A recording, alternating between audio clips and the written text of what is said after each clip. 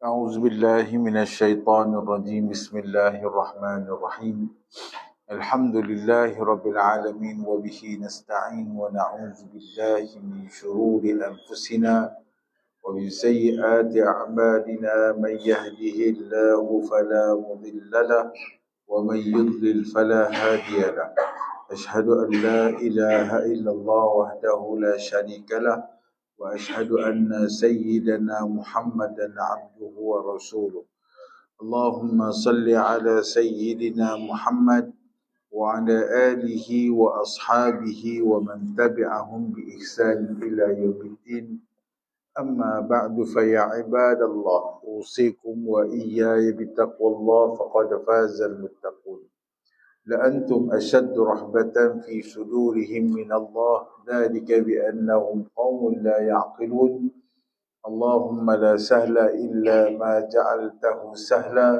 وأنت تجعل الحزن إذا شئت سهلا. Yang berbahagia Tuan Imam, Tuan Pengurusi Barisan Jawatan Kuasa Pegawai Masjid, hadirin hadirat mukminin mukminat yang dirahmati Allah Subhanahu wa taala sekalian. Alhamdulillah kita merafakkan kesyukuran kehadrat Allah Subhanahu wa taala kerana dengan limpah kurnia Allah Subhanahu wa taala pada pagi yang berbahagia ini dapat sama-sama kita menunaikan solat subuh secara berjemaah. Mudah-mudahan ianya menjadikan sebagai satu amalan yang selalu kita istiqamahkan, sebagai satu amalan yang sentiasa kita lazimkan dalam kehidupan kita berjemaah. Mudah-mudahan Allah Subhanahu wa taala memberkati hidup kita. Mudah-mudahan Allah Subhanahu wa taala merahmati kehidupan yang kita hidup sekarang ni, dan kita berada dalam keadaan diredai oleh Allah Subhanahu wa taala. Ya. Jadi mudah-mudahan Allah Subhanahu wa taala tambahkan kebaikan bagi kehidupan kita. Saya teringat satu kata-kata daripada Fudail bin Iyad. Fudail bin Iyad ni seorang ulama sufi. Dia kata apa? Dia kata kalau kita tinggalkan amalan kerana manusia itu adalah riak. Kalau kita lakukan amalan kerana manusia itu adalah syirik. Dia nak cerita tentang bab ikhlas. Tinggalkan amalan kerana manusia itu adalah riak.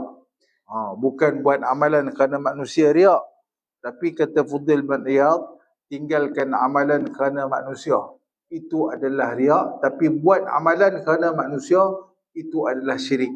Jadi hati-hatilah tuan-tuan. Dia kata ikhlas ni duduk tengah-tengah. Ikhlas duduk tengah-tengah. Kita tak tinggal amalan kerana manusia dan buat amalan kerana manusia.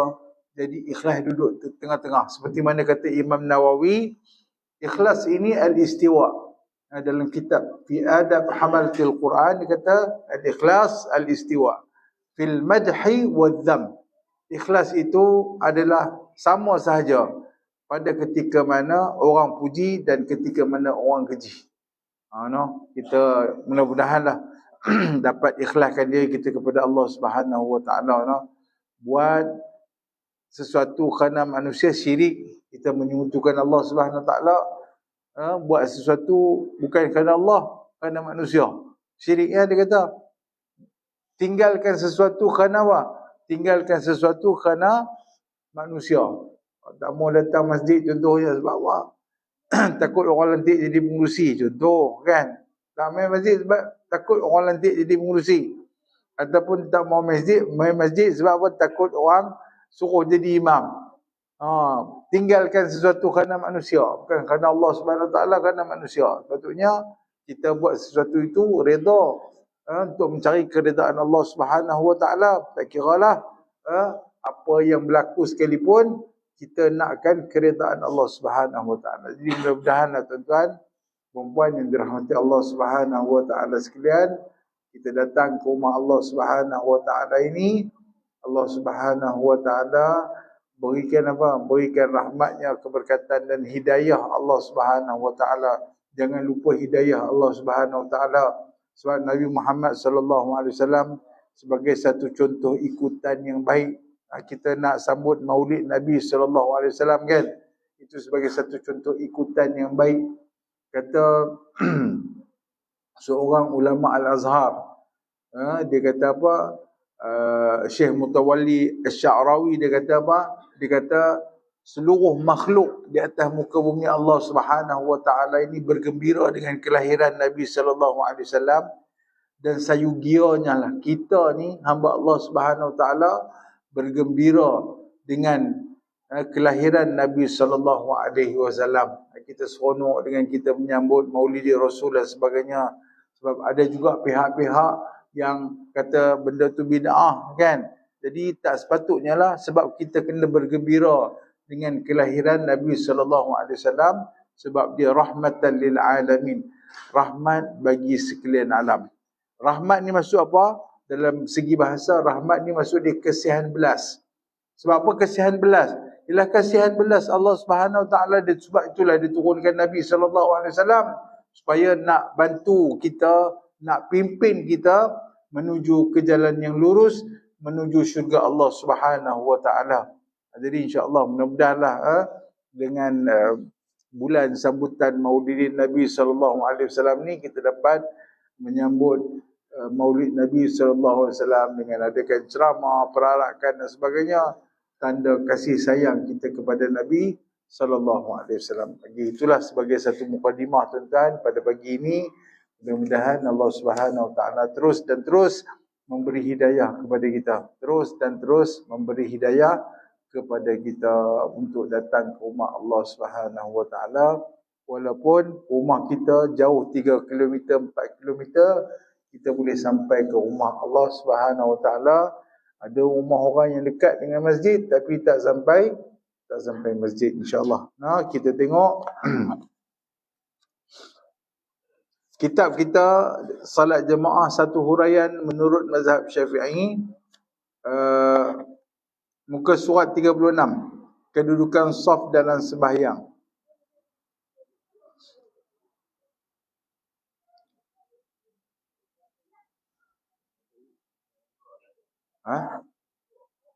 Busuk apa? Bukan.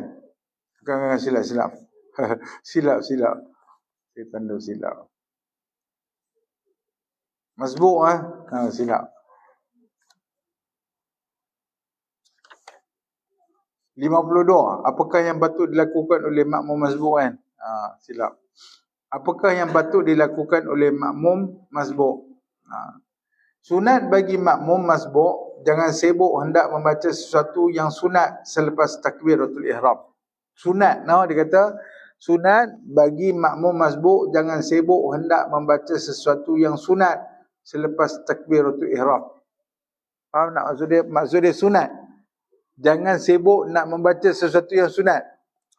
Dia cerita lagu mana lah. Sunat untuk kita tinggalkan perkara-perkara yang sunat selepas takbiratul ihram. Ini perkara yang perlu dilakukan oleh orang yang masbuk. Sunat tinggalkan perkara-perkara yang sunat. Macam mana? Iaitu kita sunat tinggalkan bacaan iftitah, doa iftitah dan juga Al-Fatihah bagi makmum yang masbuk. Itu maksud dia.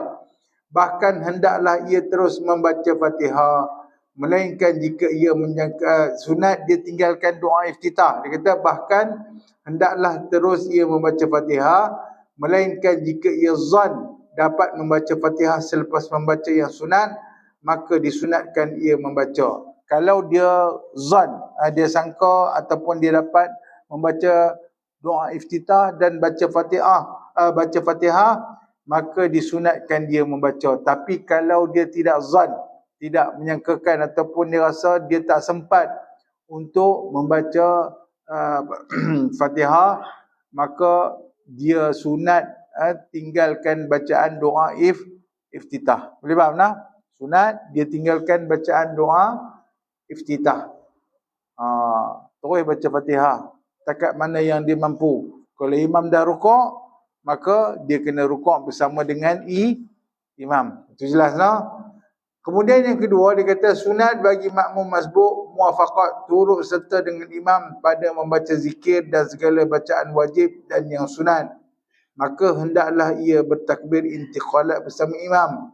Jika ia sempat dengan imam dalam i'tidal, hendaklah ia takbir bagi tunduk kepada sujud dan rukun-rukun yang berikutnya. Okey. Dia kata sunat bagi makmum masbuk muafakat turut serta dengan imam. Kalau imam itu rukuk, dia kena baca juga yang wajib, iaitu subhana rabbiyal a'la wa bihamdi, subhana rabbiyal azimi wa bihamdi, dengan zikir dan segala bacaan yang wajib dan yang sunat, maka hendaklah ia bertakbir intiqalat bersama imam. Takbir intiqalat ni yang Allahu Akbar. Pertama kita angkat takbiratul ihram. Allahu Akbar itu takbir yang pertama. Takbir intiqalat kita kena bersama-sama dengan imam. Takbir intiqalat ni dalam mazhab Syafi'i dia adalah sunat. Dia adalah sunat. Jadi kalau kita nak angkat takbir intiqalat, sami Allahu liman hamidah, kita takbir juga, itu adalah perkara yang sunat. Bacaan yang wajib subhana rabbiyal azim wa bihamdi. Kemudian takbir intiqalat itu adalah perkara yang sunat. Itu yang dikata kita sunat bagi makmum masbuk muwafaqat turut serta dengan imam pada membaca zikir dan segala bacaan wajib dan yang sunat. Itu dinyatakan di situ. Bacaan wajib subhana rabbil azim wa bihamdi, dan yang sunat itu takbir intiqalat. Maka hendaklah ia bertakbir intiqalat bersama imam. Takbir intiqalat itu sunat. Takbir intiqalat ni maksud dia intiqalat takbir perpindahan tu. Sami Allahu liman hamidah, Allahu Akbar, kan. Naik pula Allahu Akbar, lepas sujud kita naik, itu takbir intiqalat. Faham? Okey. Maka hendaklah ia bertakbir intiqalat bersama imam. Jika ia sempat dengan imam dengan i'tidal, hendaklah ia takbir bagi tunduk kepada sujud dan rukun-rukun yang berikutnya. Dia nak cerita yang tu lah. Bila kita dah ikut imam, bila kita tak sempat baca doa iftitah, kita kena baca Fatihah.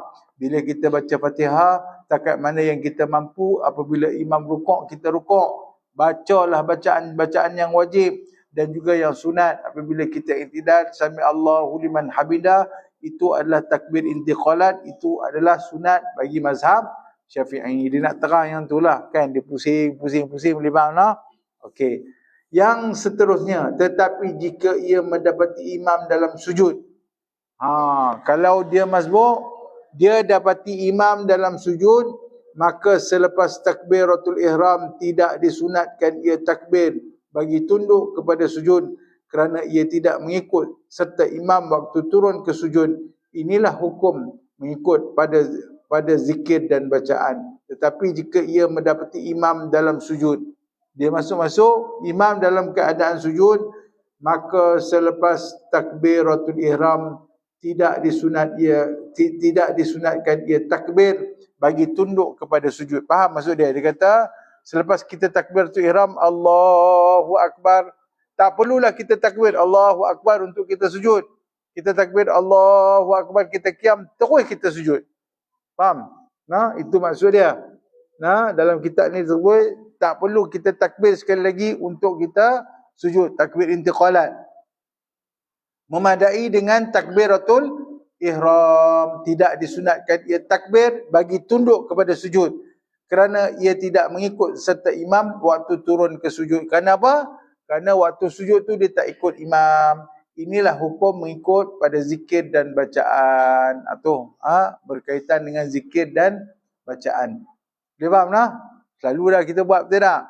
Lepas kita takbiratul ihram Allahu Akbar, kita tak angkat lagi takbir Allahu Akbar untuk kita sujud, betul tak? Tu disebut sebagai takbir intiqalat.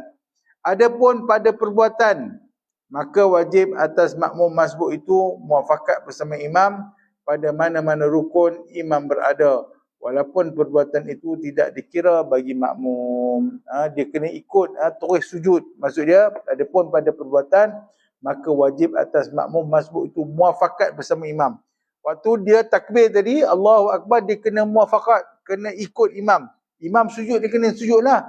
Walaupun dia kata rukun itu tak dikira, walaupun perbuatan itu tidak dikira bagi makmum. Sebab apa? Kita akan tambah satu satu rakaat lagi. Tapi kita kena ikut. Nah, boleh faham tak? Cerita dia lagu tu lah. Nak bagi faham. Memang selalu kita buat lah benda-benda yang macam ni. Dalam kita apabila kita masbuk, kita terus sujud bersama dengan imam. Kita akan takbir dan kita terus dan ambil takbir tu ihram. Kita tak buat takbir intiqalat, terus sujud. Kemudian kita ikutlah bersama-sama dengan imam dan nanti kita akan tambah satu rakaat lagi. Okey.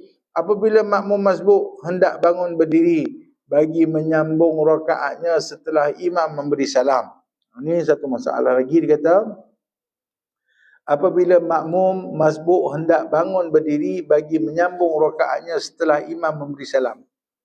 Dia nak bangun setelah imam bagi salam. Ini yang masbuk. Dia kata, maka jika bangunnya itu dari tempat duduk tahiyat awalnya, disunatkan baginya bertakbir tatkala berdiri serta mengangkat dua tangannya seperti takbir untuk ihram dan tidaklah wajib berdiri segera. Kalaulah dia masbuk pada rakaat yang kedua. Faham? Dia masbuk, dia dah 2 rakaat dah. Dia buat tahiyat awal, imam buat tahiyat akhir. Contohnya macam solat 4 rakaat. Dia buat tahiyat awal, imam dah tahiyat akhir. Jadi apabila imam beri salam, sunat dia bangun untuk Allahu Akbar, angkat tangan. Faham kan? Sunat dia bangun untuk takbir Allahu Akbar. Dan sunat juga dia kata dia tidak dan tidaklah wajib berdiri segera. Tak terus bangun. Faham tak? Bila imam beri salam, Assalamualaikum warahmatullahi, Assalamualaikum warahmatullahi, dia boleh duduk relaxat, baru dia boleh naik. Kalau dia berada pada tahiyat awal, imam berada pada tahiyat akhir. Tapi kalaulah dia baru 1 rakaat, kan, imam bagi salam Assalamualaikum warahmatullahi, Assalamualaikum warahmatullahi tu, pada salam yang kedua dia kena cepat-cepat bangun dan tak perlu diangkat takbir tadi. Faham tak ni? Selalu kita buat lah. Cuma kita tak berapa nak nampak ni cerita dia.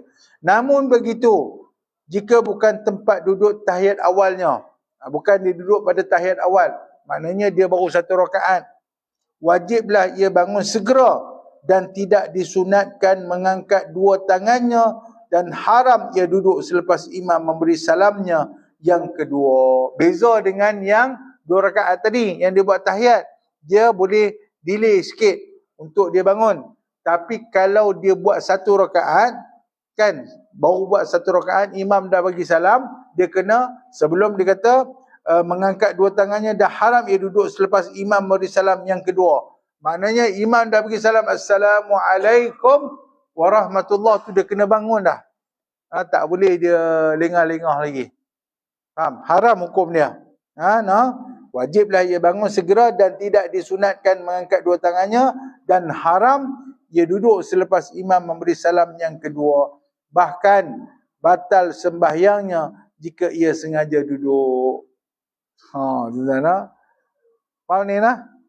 Tu beza nah. Dia kata bahkan batal sembahyangnya, batal salatnya jika ia sengaja duduk, walaupun lebih sedikit sahaja daripada kadar duduk istirahat.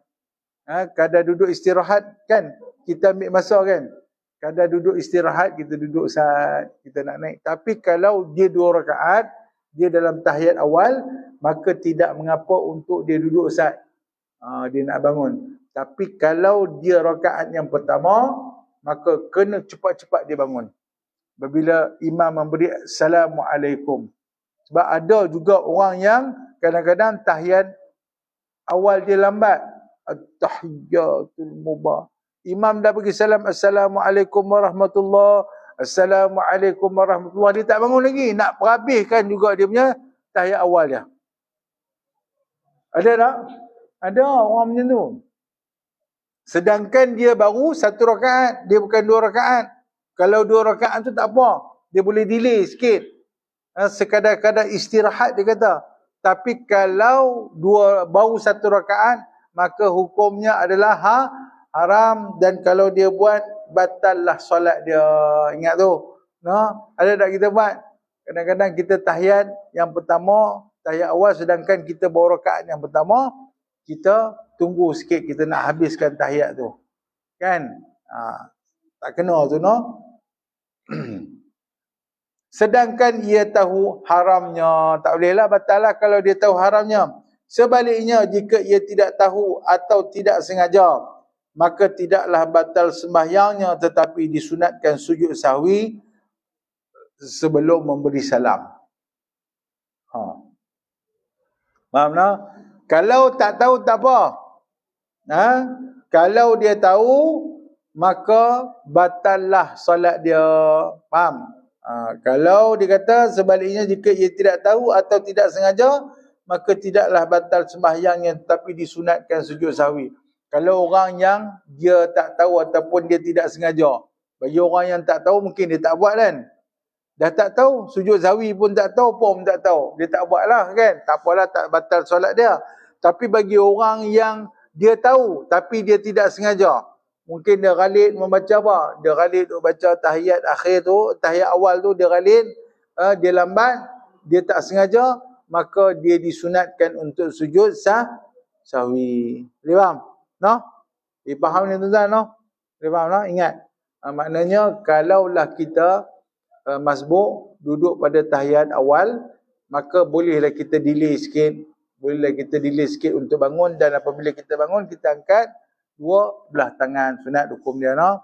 Tapi kalaulah kita berada pada tahiyat yang pertama, rakaat yang pertama baru, imam dah tahiyat akhir, kita duduk di tempat imam pada tahiyat akhir tu, kita ikutlah imam kan, dan kita kena segera bangun apabila imam memberi salam. Assalamualaikum tu dah kena bangun dah.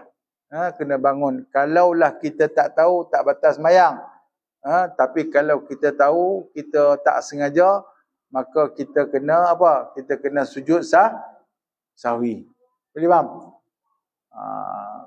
Simple dia, no? Benda yang kita kadang-kadang terbuat, tapi kita tak perasan. Ada kan? Orang baru satu rakaat dia dah buat dah benda ni. Dia lambat bangun. Dia mengaji yang ni, dia mengaji. Kalau tak mengaji dulu, tak apa. Oh, aku duk buat dulu, kan? Rakaat pertama aku duk buat. Aku lambat sikit nak bangun. Tapi bila kita dah mengaji, kalaulah kita teralik sikit, kita tak sengaja teralik sikit dah, maka kita kena buat sujud sahwi. Boleh faham? Settle. Makmum masbuk disunatkan menunggu sehingga imam memberi salamnya yang kedua. Okey. Makmum masbuk disunatkan menunggu sehingga imam memberi salamnya yang kedua, kerana ia adalah sebahagian daripada perkara yang berhubung dengan sembahyang. Jangan, walaupun kita tahu salam yang pertama tu dah keluar daripada sembahyang, betul tak? Assalamualaikum warahmatullahi. Salam pertama tu dah keluar daripada sembahyang. Assalamualaikum warahmatullahi. Sunat. Itulah kita mengaji kan, sunat. Tapi bagi makmum yang masbuk, salam yang pertama tu dia kena tunggu lagi. Sehinggalah Assalamualaikum. Yang kedua tu, barulah dia boleh naik. Itu biasalah. Ingat, jangan baru Assalamualaikum yang pertama tu kita dah naik dah. Kena Assalamualaikum yang kedua, barulah kita naik. Walau bagaimanapun, ia wajib menunggu sehingga imam beri salam yang pertama, wajib, kerana jika ia bangun sebelum imam memberi salam alaikum tanpa niat mufaraqah, batallah sembahyangnya sekiranya ia sengaja dan tahu hukumnya. Dia kata, walau bagaimanapun, ia wajib menunggu sehingga imam memberi salam yang pertama. Wajib tunggu sehingga imam memberi salam pertama, kerana jika ia bangun sebelum imam memberi salam, sebelum alaikum, dia bangun dah tanpa niat mufaraqah, maka batallah solatnya sekiranya ia sengaja dan tahu hukumnya. Ialah kalau kita bangun, kan, memang jelas dia kata kalau kita bangun sebelum imam bagi salam, batallah solat kita, kecuali kalau kita niat mufaraqah, kan. Kita nak niat mufaraqah dengan imam, tak apalah, kita nak adalah kita yang tak puas hati dengan imam ke apa ke, kita niat mufaraqah. kalau sebelum imam memberi salam kita terus bangun, maka batallah solat kita. Sekadar-kadar dia kata alaikum assalamu alaikum. Nah, adapun jika ia terlupa atau jahil, maka tidaklah dikira semua yang dilakukannya bangun sebelum imam memberi salam. Adapun jika ia terlupa atau jahil, kalau terlupa tak apa, sebab dalam hadis Nabi SAW dia kata bahawa dimaafkan orang yang terlupa, kan, orang yang tersalah tersilap dimaafkan. Adapun jika ia terlupa atau jahil, maka tidaklah dikira semua yang dilakukannya bangun sebelum imam beri salam, sehinggalah ia duduk kembali walaupun imam telah memberi salam, dan sehinggalah ia bangun semula selepas salam imam. Tetapi kalau ia tahu dan tidak duduk semula, batallah sembahyangnya kerana ia tidak melakukan perkara yang wajib ke atasnya, iaitu duduk semula. Itu maksud dia, tuan-tuan. Dia kata apa? Kalaulah dia kata terlupa atau jahil, kalau dia terlupa, dia nak bangun, lepas tu dia duduk semula, itu tak apa. Tapi jangan pula dia bangun. Kalau dia bangun, batallah sembahyang dia. Kalau dia terlupa ataupun jahil, imam tak bagi salam lagi, dia dengar macam dengar orang lain bagi salam ke, dia ingat imam bagi salam, kan, dia bangun, maka hukumnya dia kena duduk kembali. Wajib dia duduk kembali. Kalau dia bangun terus, maka batallah solat dia, kecuali dia niat mufaraqah tadi. Tapi ini bukan niat mufaraqah, sudah kata terlupa ataupun dia jahil, ataupun tak sengaja. Boleh faham tak? Ataupun tidak sengaja. Bila dia bangun, maka kena dia duduk alal faur. Dalam kitab fiqah dia ada sebut alal faur. Dia kena duduk terus. Kena duduk terus. Macamlah kalau kita jadi imam contohnya. Kita nak naik, sebagai contohlah, kita jadi imam ataupun kita makmum lah. Kita nak naik sedangkan imam duduk tahiyat akhir. Kita nak naik, kan, kita rasa macam rakaat yang ketiga, tapi sebenarnya rakaat yang keempat. Kita nak naik, kita duduk balik, tak apa, tak batal sembahyang. Tapi jangan kita duduk lebih daripada rukuk. Faham? Lebih daripada kedudukan kita rukuk, maka batallah sembahyang. Tapi kita baru nak bangun, belum lagi dalam kedudukan kita rukuk, kita duduk balik, maka tidak batal solat kita. Itu disebut sebagai alal faur dalam kitab fiqah. Dia cepat-cepat duduk. Dia bukan mualat dah, dia bukan lama, dia sat dia duduk balik. Maka perkara itu dia kata perkara yang wajib ke atasnya adalah duduk semula. Faham? Kalau dia terlupa ataupun jahil, kan? Jahil pun mungkin tak bagi salam lagi, aku duduk balik, kan? Okey.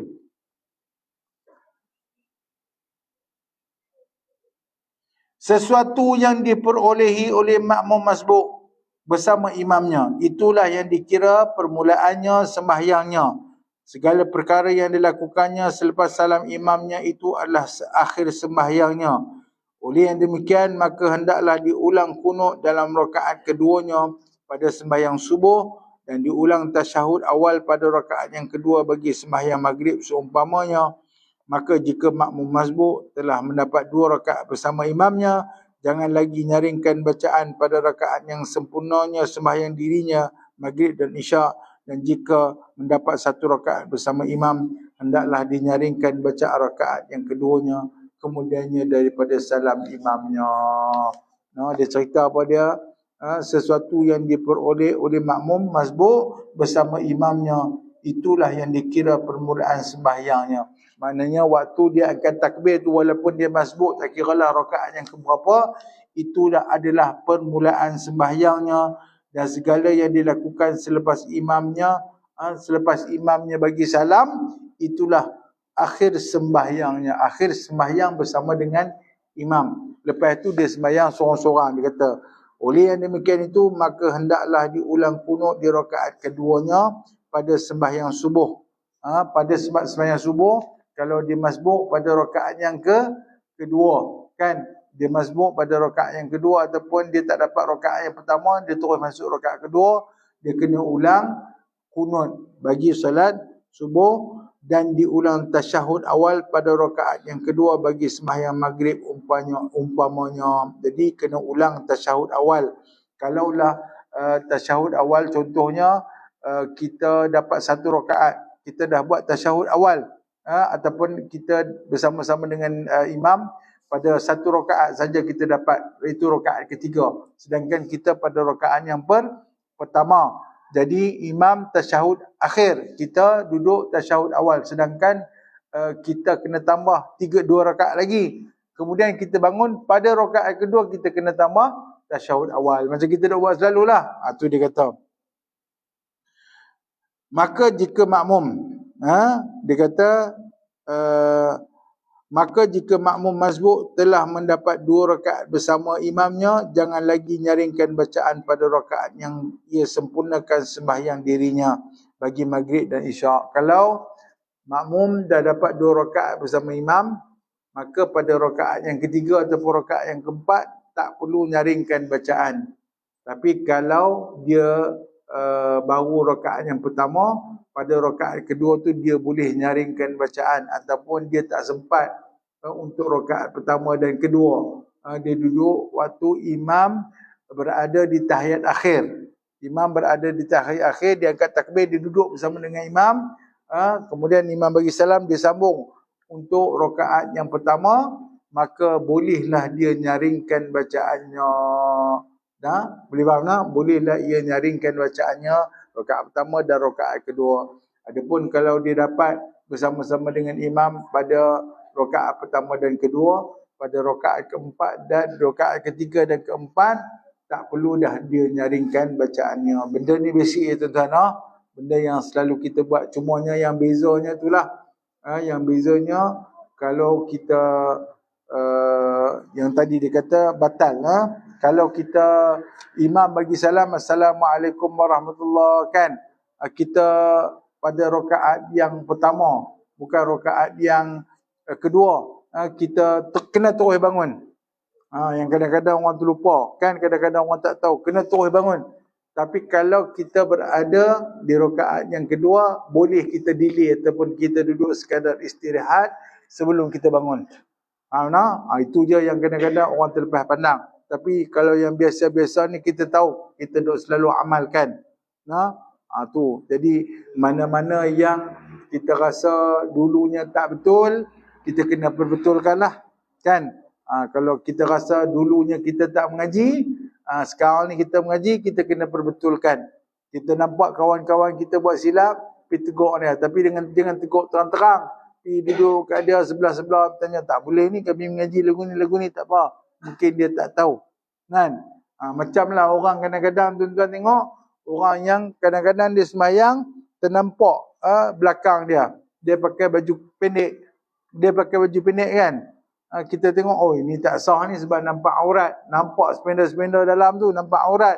Jadi kita pergi kat dia, kita pergi sebut terus-terus, sembahyang tak sah. Sebab apa? Nampak aurat belakang. Tak apa. Jangan kita pergi panggil dia.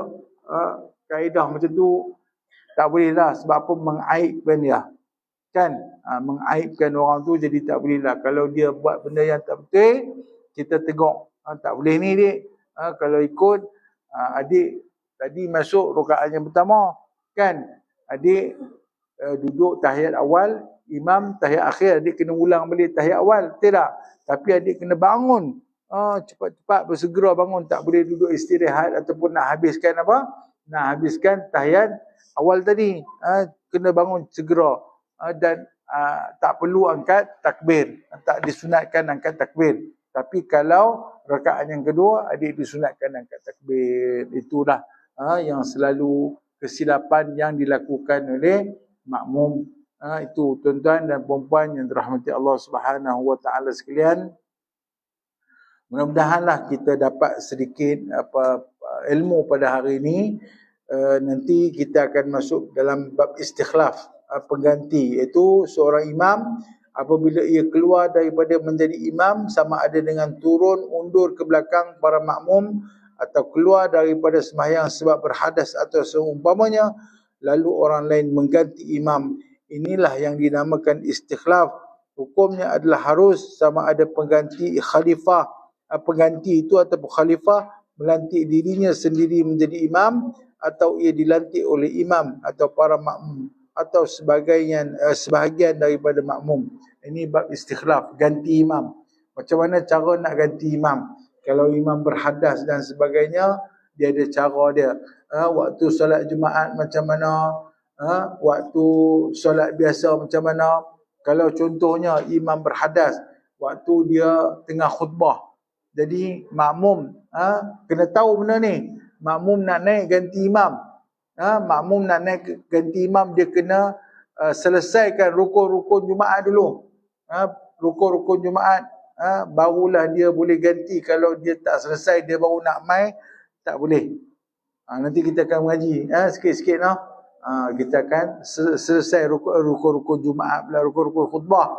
Rukun-rukun Jumaat, rukun-rukun khutbah, dia kena dengar rukun khutbah tu, selawat kan, hamdalah, baca ayat Al-Quran, seputar Al-Quran dan doa. Kalau dia tak sempurnakan rukun-rukun khutbah tu, maka dia tidak boleh mengganti imam. Dia tidak boleh mengganti khatib itulah untuk berkhutbah. Faham? Ada berlaku tuan-tuan, berlaku bukan di sinilah, di satu tempat tuan-tuan. Kami memang sembahyang Jumaat di situ, di negeri jiran kita lah, negeri jiran kita. Tuan-tuan, kami sembahyang Jumaat di situ. Dia tidak membaca selawat ke atas junjungan besar Nabi SAW. Bila dia tidak membaca selawat ke atas selawat ke atas junjungan besar Nabi SAW pada khutbah yang kedua, dia terlupa, maka digantikan oleh orang lain. Dia nak duduk, orang kata dia tak baca selawat sebab tak sempurna rukun khutbah, barulah digantikan dengan orang lain. Pernah berlaku tuan-tuan. Tapi kalau bagi mazhab Abu Hanifah, rukun khutbah tak ada. Mazhab Abu Hanifah tak ada. Mungkin dia pegang mazhab Abu Hanifah. Sebab yang khutbah di situ pun daripada Masjid India tuan-tuan. Mungkin dia mazhab Nafi, tak tahulah, wallahu alam lah. Berlaku perkara ni tuan-tuan. Dia lupa nak berselawat pada khutbah yang kedua. Khutbah kedua pun dia kena selawat. Betul tak? Jadi insya-Allah tuan-tuan, nanti kita akan ngaji lagi tuan-tuan dalam bab istikhlaf ni, bab penggantian imam. Imam uzur ke, imam apa ke, kita macam mana nak ganti akan belajar. InsyaAllah, mudah-mudahan kita dirahmati oleh Allah Subhanahu Wa Taala. Mudah-mudahan Allah Subhanahu Wa Taala tambahkan ilmu kepada kita yang bermanfaat, dan kita boleh sampaikan kepada sahabat-sahabat, keluarga kita yang lain, dan ianya menjadi ganjaran pahala kepada kita sebagai pendinding kita untuk kita